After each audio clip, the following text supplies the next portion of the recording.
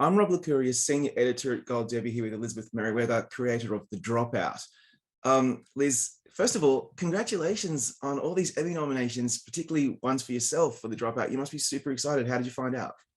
I'm so excited. It meant so much to me. I was I got a bunch of texts on my phone, and the strange thing was that I was at a coffee shop with my husband and my son, and I happened to be sitting next to Phil Rosenthal at the table next to me, who I'd never met before, and I started like freaking out, and he was like, "What's going on?" And I was like, "I was just nominated for an Emmy," and he was like, "Mazel tov," and I was like, "This is the most surreal moment of my life." But Oh, I yeah. hope I never see him again. I hope that's my only Yeah, that's enough. That's strange, all you like need. incredibly strange, like LA story.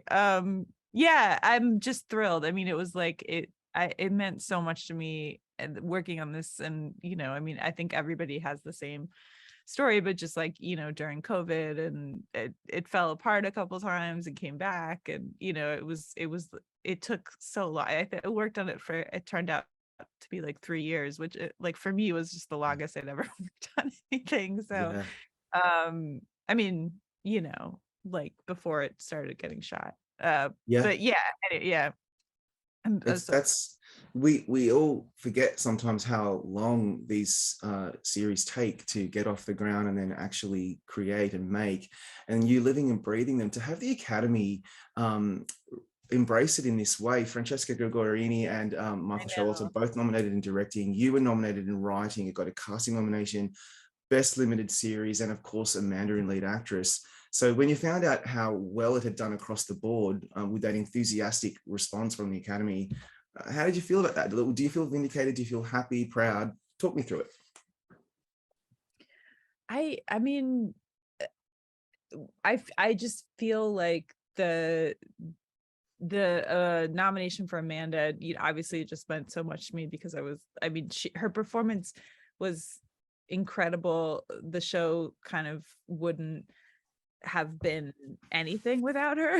Like it was the kind of performance that I was like, okay, this, like, if she doesn't, if she can't figure this out, then the whole thing is just gonna fall apart. And she just blew me away at every turn.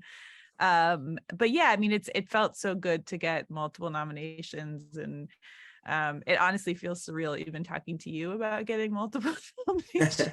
Like, I'm like, oh my god, yeah.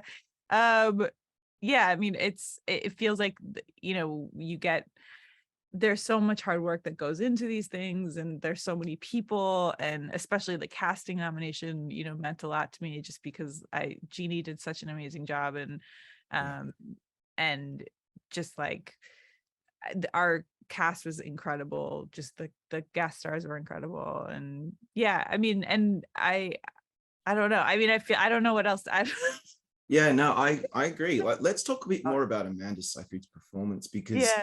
her portrayal, it's unbelievable to me. Like, not only does she get the mannerisms and the voice cadence and all that right, and she looks the part, but Mm. she imbues this person that a lot of us know, because we've listened to the podcast, we've watched the documentaries.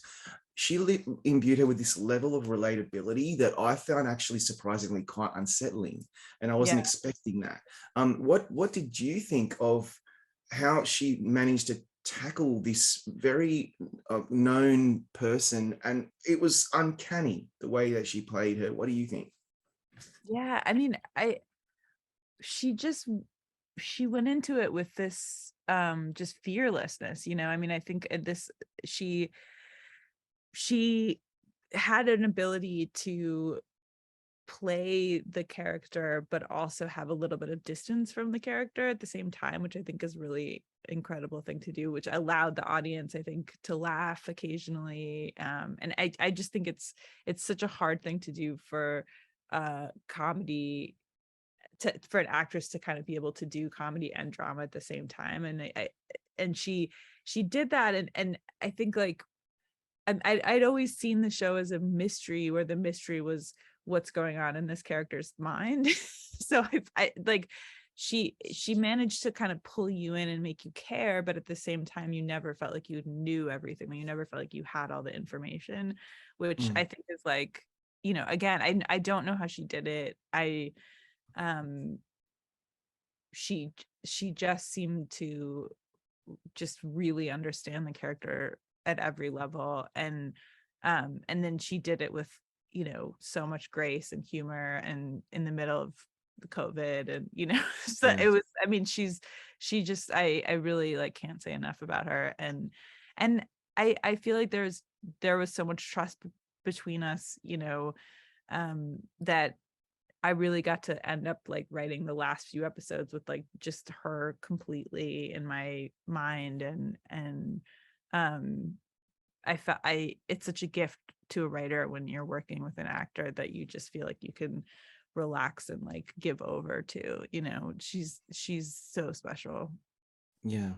What I found most fascinating about her portrayal, and also the way she was written, I didn't get this from the podcast or the documentaries, which I loved, by the way, is that she was so made up, so much artifice and surface, and it wasn't like because she was necessarily manipulative, because I just don't feel like there was really anything substantial underneath for this person. She was just all about image, and it was so apparent, particularly in episode 6, when she's on camera on those Errol Morris promo videos. I found them to be the most startling because I felt like I was actually watching them.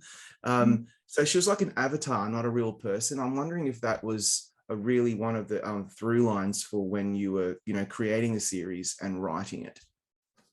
That she, sorry, what was that she's not a real, like, there was nothing substantial to her. It was all about the surface and making sure people could see something really substantial, but there really wasn't anything going on underneath because she was so broken and whatever. Yeah, I mean, I think that, like I said, I feel like that was just the question of what was going on underneath, to me, was the driving force of the series, and the trying to figure out her motivations, and like her her point of view at every moment, for me, was the hardest thing, and also I felt like the most important thing. And I hope the audience, like, I mean, I think our character does have a lot going on underneath, I mean, but I feel like she is always she's in conversation with her public image, and she's and I think what I was going for was sort of moments where you would get a glimpse of something and then it would disappear, and then I mean, Yeah. it's interesting because we had 10 hours of deposition footage from her deposition, and both Amanda and I watched all of it. Actually, I don't think I watched all of it. Amanda watched a lot of it. But just like looking at her face for 10 hours, because in deposition footage they don't cut away, so it's just this really specific frame, and just watching her face for 10 hours, and I it's interesting because you just lean in, you're just engaged, you're like, what's happening, like, is like, what does she know? And so I wanted to bring that feeling into the series. I wanted to like give that to the audience too, where you're just like staring at her trying to figure out. But I mean, I think I never thought of the character as somebody who had no feelings. I think, I don't think that this show would work if you felt like this was a sociopath, or if you felt like you could easily put a label on the character. I think that was being done a lot to her in public. I think like people were sort of distancing themselves from her, calling her crazy, giving her, like saying, oh, this is this crazy woman who did this terrible thing, without actually having to engage with it and think about, what got her there, and what are some of the like larger systems that affected what happened. So it was really important to me to like never let the audience be able to completely distance themselves from her or the story, because I felt like that was the easy way out, and that was a lot of what had already been happening with reporting. Yes. Yeah, we didn't need to see another production demonizing her with, or at least laying out all the bad things she did, and that's why that relatability was super important. So the final question is, Was that really, bottom line, the outcome you wanted? You wanted some sympathy for this person. She's still a person, and she still obviously has a lot of, she's broken. And yeah, I just wonder if that is really the outcome that you were hoping for at the end of the day. Well, I went into the series and I said, okay, I really don't want to have an agenda where I want the audience to have a certain, response to it. Like I don't want to say, in my head, I'm trying to prove a point about her, that I have like a bigger thesis statement, because I really felt like that was going to be really limiting for the storytelling. I wanted the audience to be, at the end of it, intrigued, asking questions, a little uncomfortable. You know what I mean? Like, I wanted the audience to be more curious than to like have all of the answers to everything. That was the goal. But I knew that I couldn't sustain it over 8 episodes if you didn't care at some level for her. So I think that was that, anyway, I'm so used to doing these about comedies. I like, when I go for a long time without making a joke, I feel like I sound too serious. That's the beauty of, you ducking in and out of comedy drama. But on that note, Liz, thanks so much for your time today. We're going to bring you back for our group channel panel shortly. Bye. I'm Rob Licuria, Senior Editor at Gold Derby, here with John Hoffman, co-creator of Only Murders in the Building. First of all, John, congratulations. This show has become an Emmy powerhouse in season 1. Isn't that amazing? Beyond amazing. And I'm utterly honored and grateful. I can't even begin. So, Only Murders has a very rare 100% approval rating on Rotten Tomatoes. Heralding the show's hilarious and insightful approach to true crime obsessives, also the trio of actors that we all just love. So what does it mean to you that, the Academy and critics and fans have really embraced this show? Like, are you taken aback? Talk me through that reaction. I mean, I've been at this a long time. I will say that part just to lead off. And so I've seen a lot, and you can have hopes about a situation like this, but you can't ever expect it. And that's what I'm really doing. I feel like I'm checking myself more. And is this, and yet I also balance that with the problems of the stories I have to help guide to tell for season 3. So it's this split focused thing of this lovely embrace that the show has had from, as you say, from many people, and I feel incredible relief about that, first of all, because if it had gone the other way with this crowd, I would have been like, you wouldn't find me in the river. But it's a huge relief, but it's also, I just feel like it's so in honor of literally every person. These shows are built on so many, people stepping up and engaging and jumping into the same pond with you, and you swim together, and hopefully it works out something like this. And I know it's beyond. I can't believe it. Sometimes when I'm watching the show, and I can mention this offline, that I watch it with my whole family. We watch it together. It's like an event for us every week. I actually am almost pinching myself that I get to watch a show with Steve Martin and Martin Short. I'm one of those people that is obsessed with Father of the Bride and all their work that they've done over the decades. And I'm just feeling so fortunate that we get them both on the show. Then we get Selena Gomez, who I was aware of as a great performer. I had no idea she was so great as an actor as well. So you got this magic on screen. What are your thoughts on the fact that you've got this show led by these 3 really wonderful performers? It's endless, my thoughts on it, but I can only tell you what recently happened was that, all in one week, I was at Selena's lovely 30th birthday party, and she was as radiant as ever, and as warm as she is, and delightful, and kind of crazily fabulous at the same time. And then I got a phone call yesterday from Steve Martin, where in the middle of the writer's room, I went running out and I realized, he said, "Oh, I butt dialed you." And so I got butt dialed by Steve Martin in one day. And then the next moment, about a half an hour later, I got a phone call, a FaceTime from Marty Short, who was at an undisclosed location on this beautiful pond. And he started the FaceTime with me saying, "Guess where I am?" And then he started doing Katharine Hepburn and On Golden Pond, like, "Oh, look at the Louvres."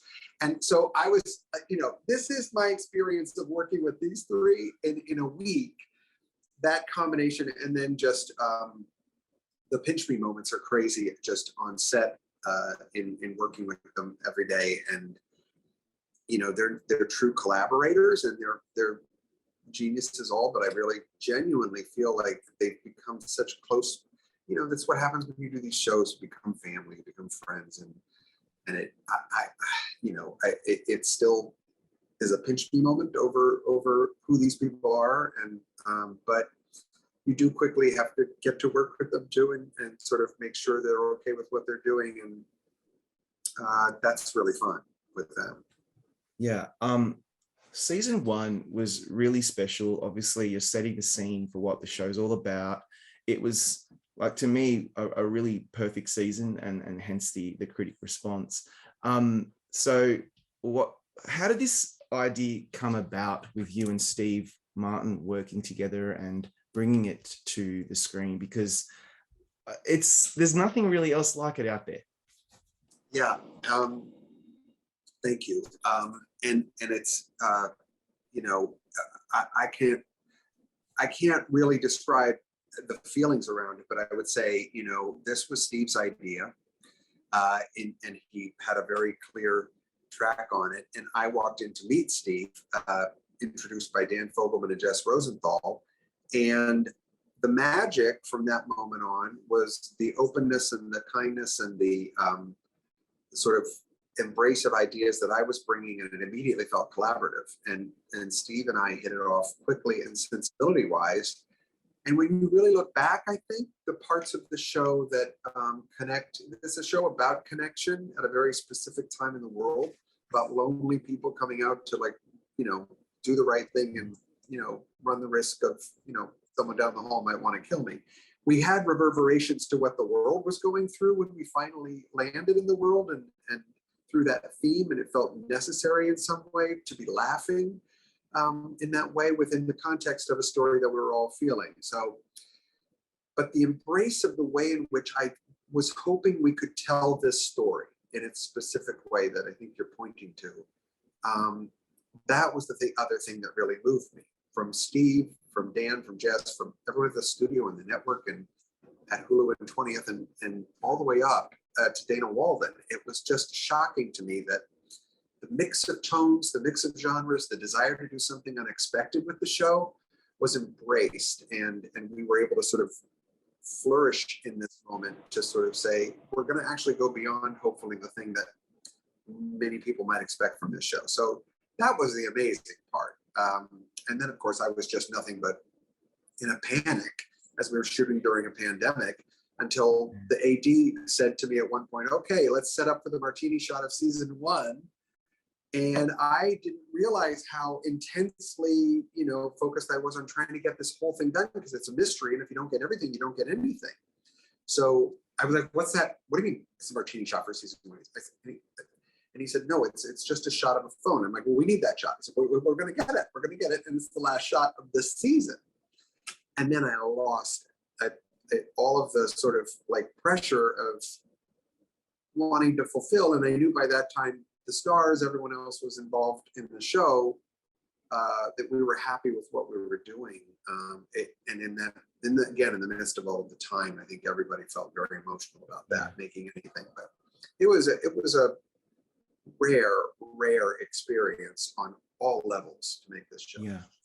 And then to get it become so successful and beloved, I mean, what a dream.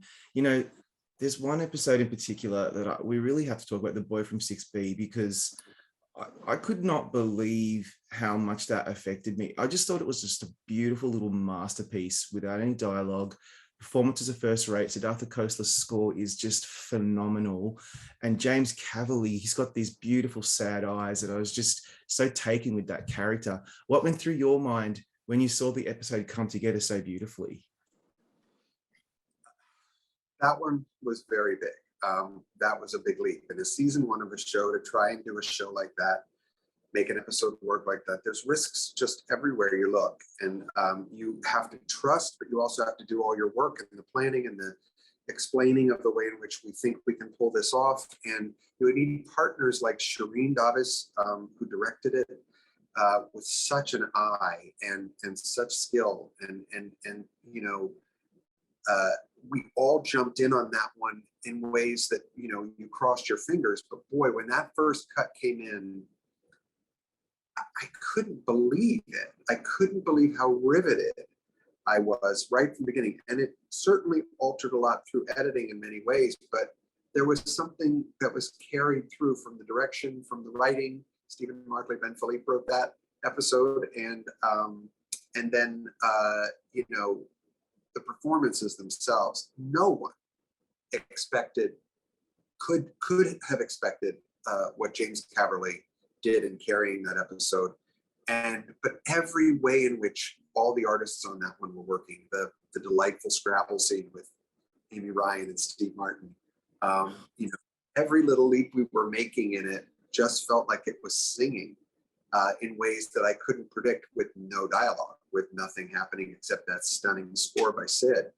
And I couldn't take my eyes off the screen right from the word go on that first cut. And so I knew we had an achievement. I wanted to check myself, and then I started to get back from other people. But I felt incredibly proud again that, you know, you throw the dice on certain things and think like, well, can we pull that off? And it's all due to the people involved in every way, every area. Yeah. You just sometimes do have to take chances and see what happens. And on that note, we're going to let you go for the time being, bring you back for a group chat. Thank you, John, for your time today. Oh, thank you, Rob. Thank you. I'm Rob Licuria, senior editor at Gold Derby, here with Tom Campbell, showrunner on RuPaul's Drag Race. First of all, you know, I don't think this ever gets old, but congratulations once again on Emmy nominations across the board for the show, including for Untucked. Well done. Thank you very much. I still remember, it's always humbling because every show has its moment. I'm glad we're still in the conversation. And I still remember for 8 seasons when we were on Logo, any year the show could have been canceled for a million reasons. So, you know, it's just, I feel like Drag Race is the tree that grew out of the crack in the sidewalk. You know, it's really this miracle thing that keeps giving. Yeah, and you know, it's won the last 4 years running for competition program. Mama Ru has won 6 in a row for reality host. Untucked finally won last year as well for unstructured reality, which is so cool. I must say, we're in a relatively perilous time in our deeply divided cultural landscape right now, where the LGBTQ community, particularly drag queens, for various opportunistic and political purposes, are being attacked. Just, I find really bizarre. What are your thoughts on how vital this show is at the moment, and how embraced it is by the Academy and by audiences worldwide? Well, there's a couple of things. First, I'll quote RuPaul, who says, "I make a political statement every time I bat my false eyelashes," which is true. And this kind of, you know, I've worked in television for 30 years, and, you know, I would venture to say that Drag Race is one of the queerest shows that's ever been created, with more queer representation across the board. And there is a trend, there's a pushback always when the pendulum swings one way to swing the other. And I always feel like even with the best intended liberal minds in television, they're like, a little gay goes a long way, or we already have one of those, you know? So it's like, and there was a moment where it's like, well, how much Drag Race do you need? It's like, and then the political, you know, you just realize we're never really safe. And it is a radical political statement. Men, you know, taking you know, gender in performance and messing with it, and it's again, all we do is have fun and laugh and spread love, but underneath it all there is a real strong political statement. And I'm just glad you know, people keep coming back. Yeah, I had no idea that a drag queen would be so offensive, but here we are, and hopefully that will eventually go away and they'll find something else to be outraged about. I spoke to John Sarge Snyder the other day, the camera operator extraordinaire from the show, and he likened the contestants, the queens on the show, to superheroes. And I really love the way he says that, because it never really occurred to me, but they really are, because you know why? When I walk up the stairs, I do my back out. These women, men, and the way that they are able to just run around that stage is incredible. Do you often, as the producer, showrunner, get caught up in the drama and spectacle, and particularly the emotional weight of the charisma, uniqueness, nerve, and talent on the screen? It never gets old. The drama happens, and it happens, but we're paying attention a lot to the performance and the breakthroughs in the main stage. And I think what we've been successful at, if there's one thing we're proud of, is over the years we've created this safe place where queens come and they know they can talk about whatever's going on with them. And the pressure, I think Drag Race, again, so different producing it versus being in it. I have no experience in being in it, but it's like, it's the most experience, most creative experience I think you can have. You're in this, like, your phone's taken away, you're with fellow performers. You were asked every day to come up with some new notion, to write something, to dance something, to sing something. And so they are going to reach a breakthrough, but it's so beautiful to watch. And again, RuPaul says it so well, but it's the show, it's high heels and glitter and shade and all that, but it's really about the tenacity of the human spirit and these people that are willing to come tell their stories and let themselves be documented competing under really sort of high stakes, high pressure. It's intoxicating to watch. I love it. And I gotta tell you, every time there's a lip sync for your life, everybody like rips off their headsets, everyone runs to the set, everyone, we take it all very seriously, and we are as invested as the viewers are, if not even a little bit more. Yeah, you know what? Back in the day when I didn't know much about the show, and I'd see that there'd be lip syncs. I'm thinking, oh, that just seems so frivolous, and yeah, I don't know if that's a show for me. And then I got into it for other reasons, and those lip syncs, they're hardcore. The stakes are high, man, and I had no idea. Like, I'm not surprised that you're ripping off your headsets to watch, because one of those are going to have to sashay away, and that's devastating. Devastating. And the art of the lip sync was underestimated for a long time. To embody a song, like, I was a little kid listening to my records. I couldn't afford very many, so I learned to lip sync my songs, and then I'd take the 45s, I'd turn to 78, and then I learned to lip sync them fast. I mean, I think we've always tried to like embody our superstars, and that's what the queens do times 10. And plus, let's face it, most of it used to be like a real sin to lip sync to your performance, and now we kind of expect it from our stars. So drag queens once again ahead of their time. I wonder if the surviving members of Milli Vanilli are just like looking now thinking, really, we've missed the boat, man. Anyway, Untucked is a real change of pace. We get to peer behind the curtain and get some insight into these people, and because these human beings that have struggled and have their own stories. A great example is Jasmine Kennedy, when she comes out as a trans woman, surrounded by these really supportive queens who were there for her. And she talks about Kerry Colby and how she was an inspiration. And when you set aside the competition and the show strikes gold like that, what goes through your mind? Again, just proud that we have a safe space where people, they know their camera's there, and they know they're surrounded by sisters that will listen to them, that have been through what they've been through. I give Randy Barbado, one of the executive producers, full credit for Untucked. Season 1, we didn't have an Untucked, but we had the kiss and cry room like every other reality show, and we would be like dealing with the deliberations and the judges. And Randy, we had tiny monitors in this little thing, and he goes, "This," he's pointing at the kiss and cry room, "This is a show." And it was sort of drag queens in their habitat, sort of kickback, doing all of that. And I don't go and watch it in bars because of COVID right now, but when I would go and watch at I think at the Spike, not the Spike, that's not the Eagle in Silver Lake, which is like this leather bar, and they have like this dirty sheet and they project the show.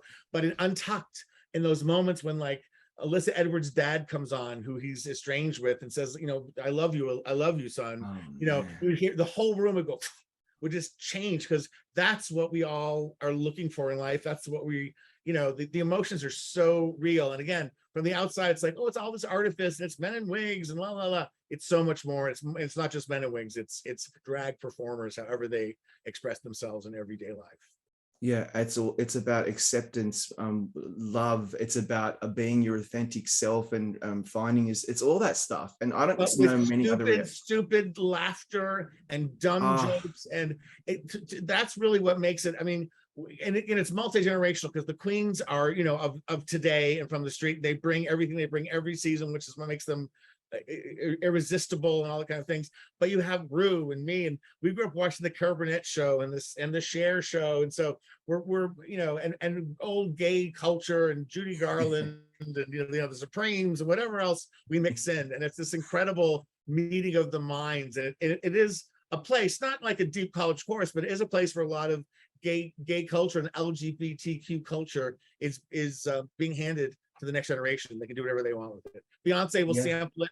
We'll deliver it on Drag Race. yeah, exactly. What is the thing you most value about working with RuPaul? Because I mean, it's just a legendary person in entertainment industry. What's the best thing about working with RuPaul? He has so much integrity in what he says and does. He won't say things, you know, you can't put words in his mouth. He has a strong point of view, and this whole show really is based on the boundaries, the pioneering that he did. You know, there's people before him, there's people since him, but he really took it the furthest. And you know, that at that point in his career, when he had sort of stepped away from drag, and the reason he came back was to create a platform to promote others. And I think that's just beautiful. And you know, he is a guru, and there is a spirituality to our show. And I say this with love because I feel like I try to have a spiritual program in my life very hard, but it's like, you know, I don't think you're spiritual because you have it all together. I think you're spiritual because you're constantly seeking, and you're constantly, you know, good, you know, devil angel on your shoulder. And that's something that we, you know, he admits to, we admit to, and we're trying to listen to our angels, but it is, you know, it's a daily decision. And it's again, I think that's a lot of what comes through on Drag Race. That's what I love about Rue. I love his soul. And final question, it's hard, it's a Sophie's choice, but what is your highlight from season 14? I've got lots of them, but what's yours? I will go to production stuff because I'm selfish because I work on that. But it's like, and I'm going to say 3 because I'm a pig and I can't answer your question. Greedy. Is Moulin Rouge, the musical. Yeah. Leland wrote the music for that. We have a lot of really important people. That was, you know, the way that Moulin Rouge takes pop songs and mashes them into an incredible performance. Leland was able to do that with RuPaul songs, which are fantastic. And the production value, and, you know, having Leslie Jordan as a guest star, all that was amazing. I like Rue, I am a Supremes freak. I love girl groups in the 60s. So the 60s girl group challenge was a joy, and we wrote those songs with David Steinberg. They sound, you know, the Shangri-Las and the RuPremes and things of that, and the Runettes. And I also liked, and I saved the tackiest for last, was the Daytona Wind. Oh my God. Which was Rue's idea. And this is how he's spiritual. But you know, the idea, they did a soap opera of it was sort of based on the old Carol Burnett As the Stomach Turns, which if you're old enough you remember that, but a soap opera about rival drag race dynasty women. But what we did in between the time they acted it and the time it aired on the main stage is we added fart sound effects after every line. And I know John Hoffman, who's listening, is going to put that into Only Let's hope so. Yeah. I think, yeah. They did a silent episode in Only Murders. Maybe the next season they can do a farting one. I think that would be amazing. Oh, it's a great way just to repurpose, I think, your episodes, just like the all fart version. I think it's there's a whole industry to be made. Let's talk about that later. We might have to have a chat. Tom, thank you for your time today. We're going to bring you back shortly for our group chat. My pleasure. Thank you. I'm Rob Licuria, senior editor at Gold Derby, here with Paul Sims, showrunner on What We Do in the Shadows. First of all, Paul, congrats on the Emmy nominations. What We Do in the Shadows, still an Emmy powerhouse, nominated in Best Comedy Series. What are your thoughts, and how did you find out? Thank you. I was surprised. I don't know. I didn't think our moment had passed, but it was such a surprise the first time we got nominated. I was surprised again, so I didn't wake up early or anything. But I was very gratified that besides the show and the writing nominations for Stephanie and Sarah, that our wardrobe designer finally got nominated, our stunt person, our sound team. That was very gratifying, especially the wardrobe person, because, you know, we're basically making this on the same budget as other half-hour shows, but we're squeezing every last cent we can out of it. Yeah, I noticed that. And it's not just like a comedy series costume category. It's the sci-fi category with like all these amazing shows right now with huge budgets. To see your show in there, that is so cool. So cool. I was wondering, given your fascinating background as a creator of News Radio, Larry Sanders Show, you worked on that, Atlanta Flight of the Conchords. What brought you back originally to working with Jermaine Clement and with Taika Waititi for this show? I think Jermaine and I had worked on Flight of the Conchords, and then I'd gone to a screening that he and Taika did of the movie version of What We Do in the Shadows when it first came out, and I just thought it was really funny. I wasn't smart enough to think, oh, that should be a TV show, but then a few months later, Jermaine said, yeah, we're thinking about making a TV show about it. And I thought, oh, that's awesome. Like, you guys are going to be so funny in that. And he's like, no, Taika and I don't want to be in it. And I was like, well, how's that going to work? Because that's to me, what made the movie so great. But then cut to, a year or a few months later and starting to cast and finding the amazing actors we have that are so funny. And it just became its own new thing. Yeah. Season 3 boasts a very rare approval rating of 100% on Rotten Tomatoes. It's not nice. Oh, that's good. I was jealous when you said that to. Yeah, you got it as well, mate. It's to both of you. All right. That is because when you said that to, I think it was John Hoffman. I was like, well, why does he get that? But now, 100%. That means nobody disliked season 3, and it calls the show scary good, celebrates the cast's incredible chemistry and the strongest writing of the series so far. I was just thinking, how encouraged are you that you put this out there? Because it is hysterical, outrageous, ridiculous. I recommend it to friends and I'm like, you just got to give it a chance. It may not be for you, but it is so funny and so witty. How do you feel that it's so embraced by the critics get it? It's really gratifying, and it's also a surprise. I mean, the whole time we were doing the first season, before anyone saw it, we thought it was just it felt incredibly silly and childish at times and funny, and not the kind of show that gets noticed or nominated. I mean, it felt like the kind of show that people go like, you should really see it, and no one's ever heard of it. So the fact that people like it just for being funny, because there's nothing relevant about it, and there's nothing, current or political or topical, and we don't really have anything to say except silliness. Yeah, I like that. It's so refreshing. The Emmy voters nominated both episodes submitted for consideration in writing, Wellness Center and Casino. They're both superb examples of the hysterical, outrageous, ridiculous, and this sublime humor, and one-liners particularly that I look forward to. What was behind generally those particular submissions? Why, and also the 6 episodes that were submitted for comedy series generally? Is that a difficult choice to make? Yeah, it is, but it's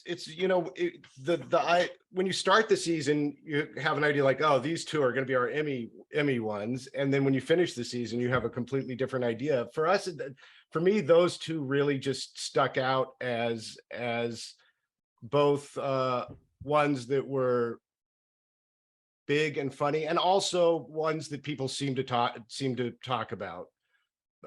Seem to be talking about afterwards. I mean, the casino episode was just fun and big and challenging, particularly shooting that during COVID in a empty, abandoned casino on the Canadian side of Niagara Falls, and the Wellness Center with Nandor falling into a cult of vampires who think they can be human, and the very, that started out as just the idea. We went through so many variations. We knew we wanted it to be a cult of vampires who were pretending to be human, but at first we were like, well, did they live in a ski lodge? Are they outdoorsy? And it was it was Stephanie and our director Yana Gorskaya who were like, maybe it's a very 80s Jane Fonda workout. They're into aerobics, and that sort of informed the rest of it, which made it so good. And just the Kayvon as Nandor doing the dance routine and stuff like that with the hair, really fun. Yeah, and the hair, the whole look. Yeah. Oh my God, the casino stuff's so good with the dirt, and the Wellness Center.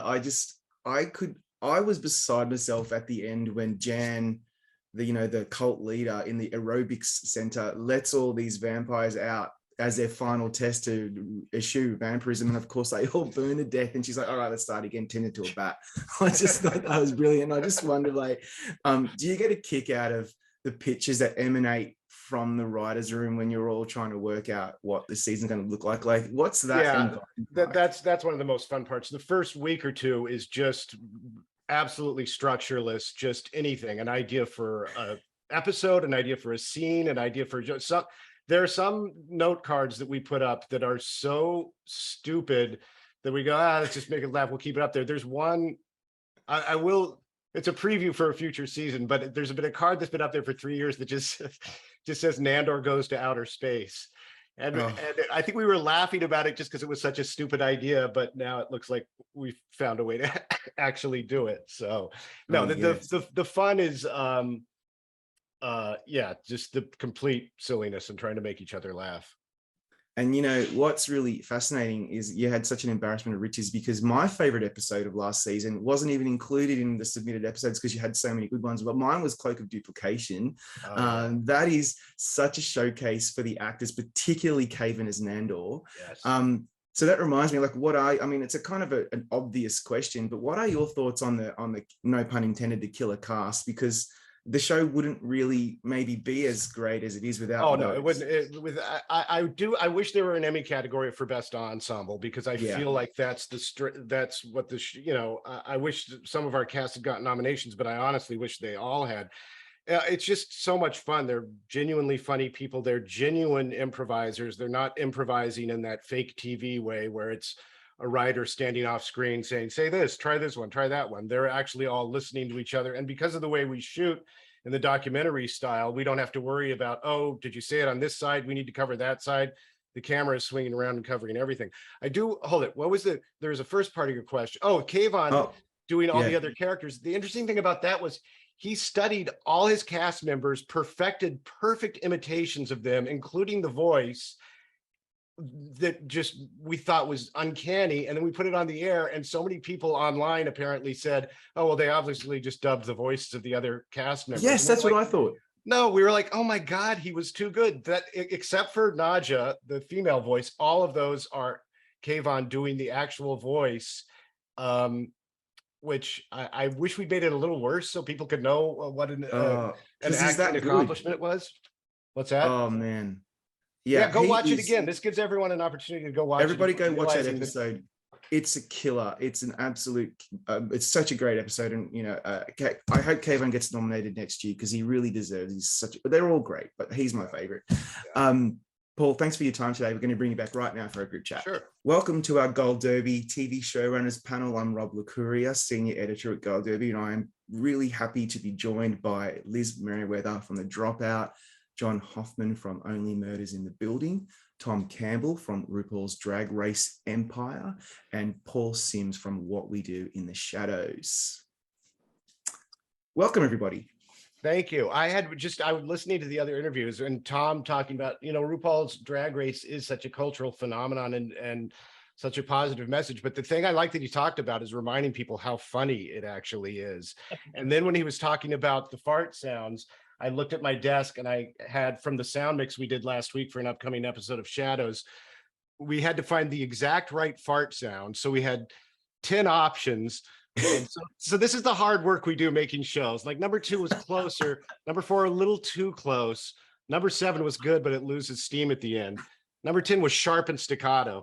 So there's a lot of care, as we all know, going into these ridiculous little details. I think I did number 7 earlier today. Yeah. Look, there's nothing better than a sharp and staccato. And frankly, I love The Dropout, Liz, but a couple of farts wouldn't have killed you guys. To The Dropout. Yeah. I mean, I'm such a lover of fart jokes and fart sounds. I mean, I like it. Doing The Dropout was really challenging for me because I do in my soul of souls, like I just want to be kind of doing shows where people are like falling off ladders and stuff. So it was a lot of work for me to not put fart sounds in. Well, that leads, I have an interesting question for Liz. I think I did just because a friend of mine was working, I knew some people who were working on Boardwalk Empire, and I co-wrote an episode of that and was in the room a little bit. And that was my only experience ever doing drama.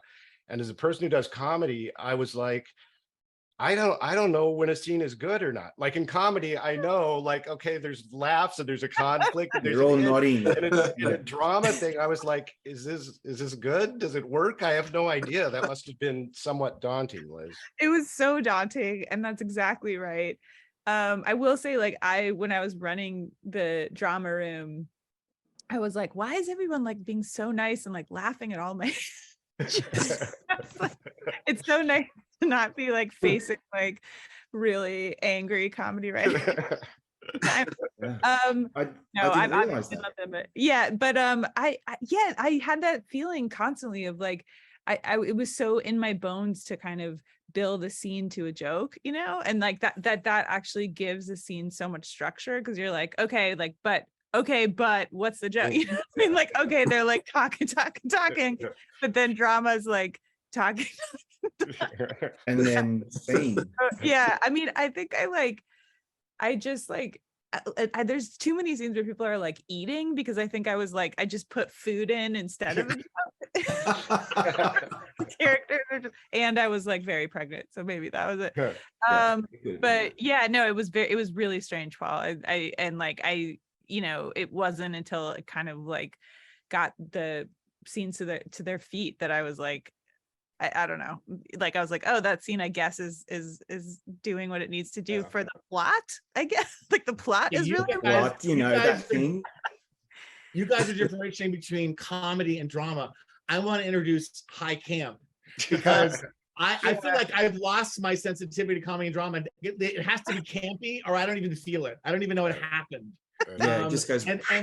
And it's always, oh, that's just camp. And to me, again, and I'm not saying I'm right about this, people, but like we did on All Stars this summer, we did the first spoken word lip sync, and it was to the speech that Julia Sugarbaker gives about Delta, and you know, that's the night the lights went out in Georgia. If you don't know, Google it. And everyone's like, I'm like, that is exactly like.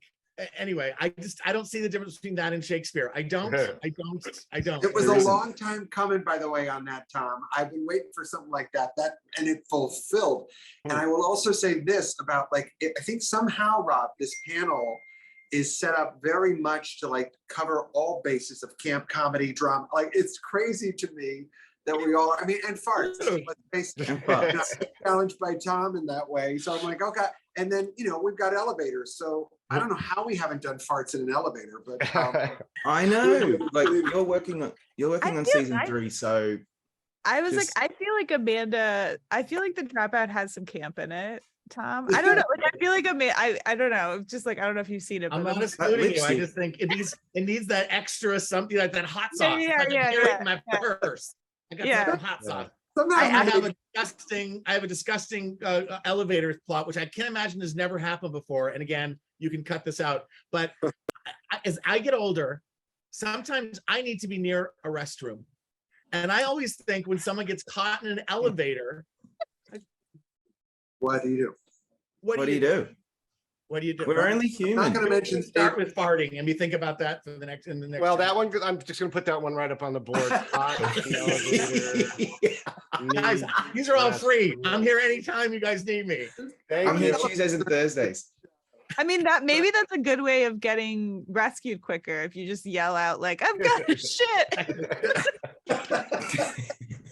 I had a lot of coffee this morning. Yeah. So bad. That Indian meal last night was lovely, but come on, people. Like, yeah. I don't know. But you know what? Actually, what you're all saying is so true, because tone, I'm the boring one here now, but tone is actually super important, because with the Dropout, I'm always like wondering where you're headed. Are we going to relate to her? Is she a demon? RuPaul's Drag Race, there's one moment where we're tearing up because someone's coming out as trans, and then a moment where they're just ripping people as shreds on the runway. On Only Murders in the Building, there are moments where we are literally just on the edge of our seat because it's so beautiful, and there are moments where Martin Short is just being Martin Short.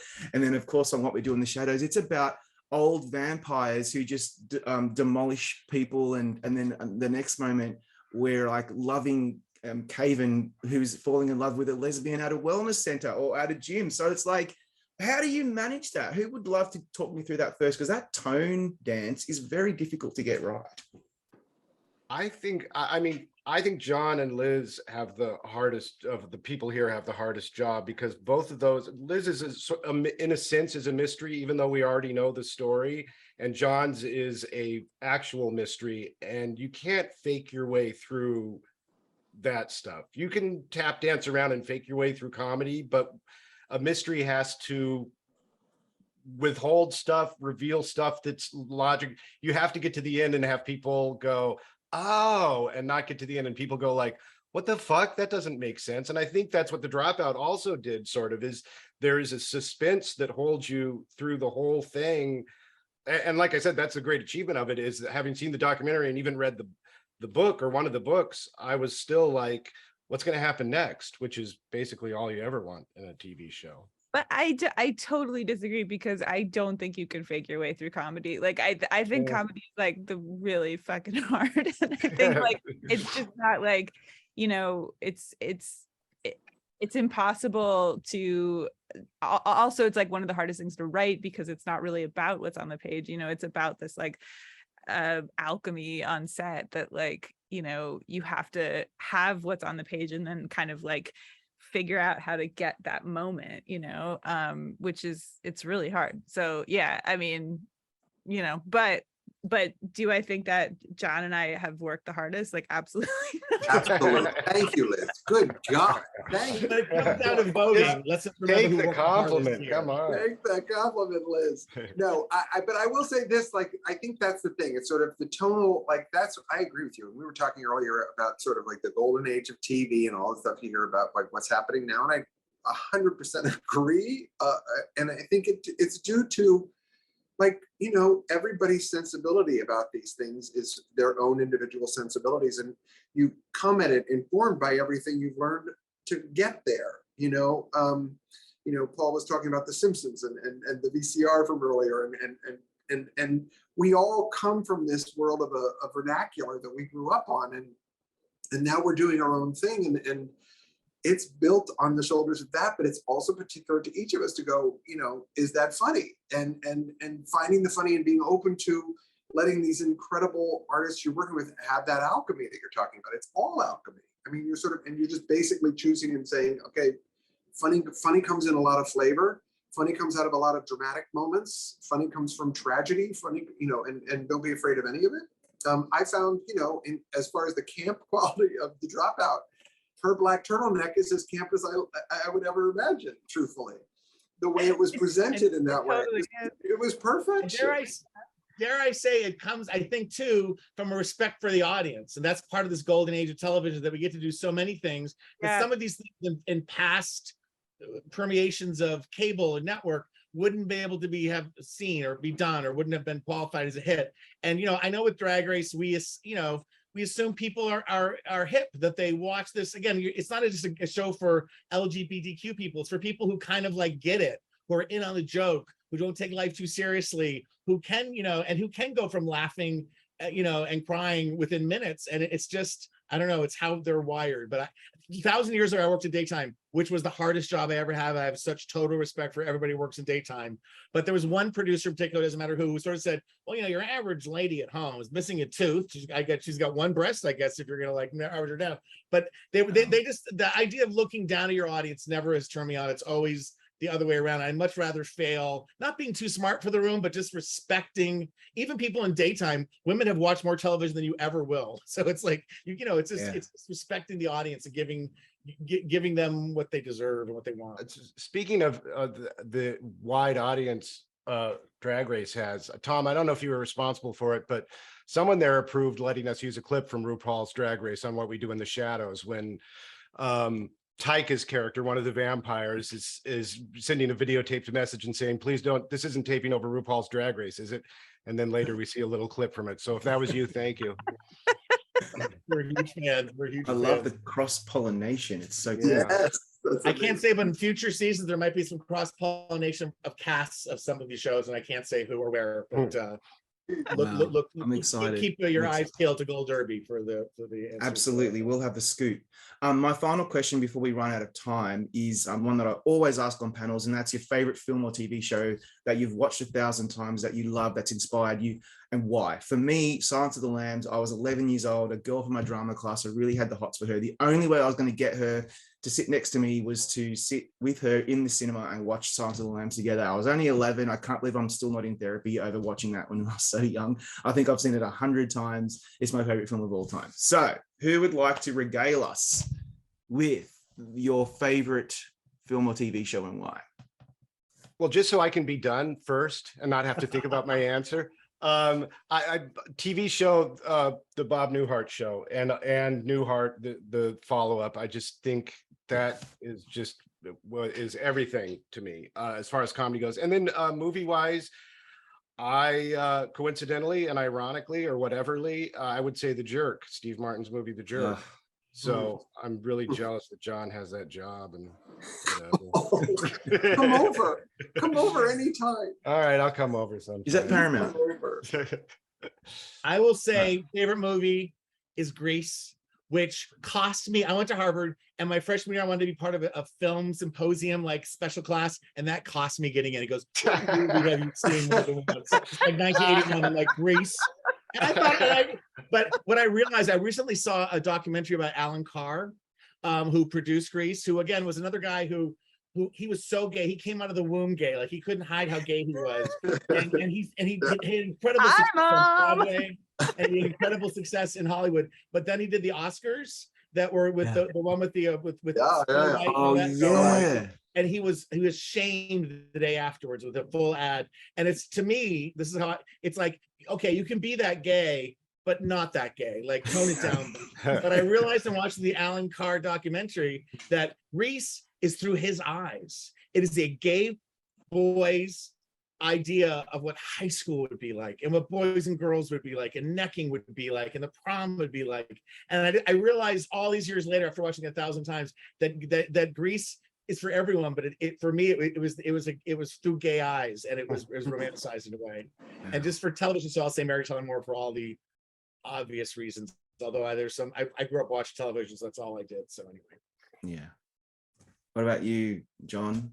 So this is why the panel, I feel the kinship, but it's genuinely, I make no secret of the Mary Tyler Moore show. For me, I watched every episode of it in the first season while writing it to calm myself down from trying to make a show in the pandemic and everything. But 2 episodes a night, all 7 seasons. And what was great about it was watching them learn themselves and feeling the mystique go away in some way too, from watching people sort of find a show and take their time to find it and find the things that you remembered and what makes it revered, and the combination of all of it was incredible to me. But so that one sung, and Jim Brooks and everyone else involved in that, sort of anything they made, I was hooked. But I don't know, I think the movie, and it makes kind of sense, I think, for the show that I'm doing right now, which is the movie that was seminal for me was All That Jazz. I was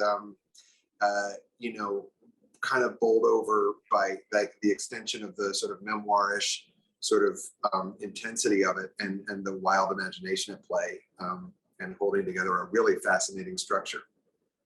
Wow, that's a good one. Liz, you get our final say. Oh No pressure. I'm like, oh my god. This is why I jumped in to go first, Liz. You know what I mean? Now I'm just like all of these very questionable answers are like going through my head. I mean, I don't know. I mean, it truthfully, like what I actually watched when I was a kid was Friends. Like I just watched it. Still watch it. Yeah, I mean, I just inhaled it, and I loved the love stories and the someone's like, dressed up like a turkey. Yeah.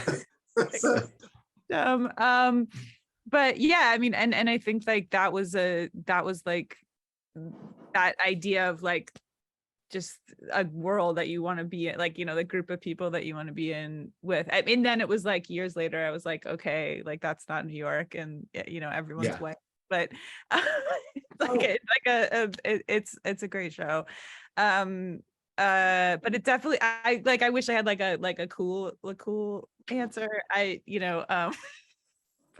think it's cool. I was not I sure. support you. Look, yeah, I think Grease and The Jerk aren't particularly cool answers. No, yeah, So I we're think not cool people here. I mean, they're Liz. good answers, but they're not that. It's not like Rashomon I or re- something. Yeah, I so then remember wrong. like I watching The Jerk and being like, why is there no plot? Like did it. I was like I didn't get it. I was like, yeah. And then a movie, I don't know. I mean, yeah. I Friends, the movie. Yes, the Friends I reunion. was just buying you some time. I'm just buying you some time. No. All right, Liz. It's How okay. about let's make it? What's a movie that if it comes on when you're Like- flipping through the channels, you'll just keep watching no matter how many times you've seen it? truthfully, my answer is Annie Hall, but I just Oh. can't. Oh. I can't say any of that. So anyway, Oh, the Well, end. that's like what's problematic. I mean, my favorite show of all time is Roseanne, and my sister and I can recite Yeah. almost every episode. But apparently, that's problematic now, and I don't really care because I still think it's It was genius. a great show. Great show. Such a good show. Everyone, thank you so much for joining us today on this panel. It's one of my favorites I've ever done. It's been a real pleasure. I love all of your shows, and good luck at the Emmys. We look forward to seeing you all on the red carpet.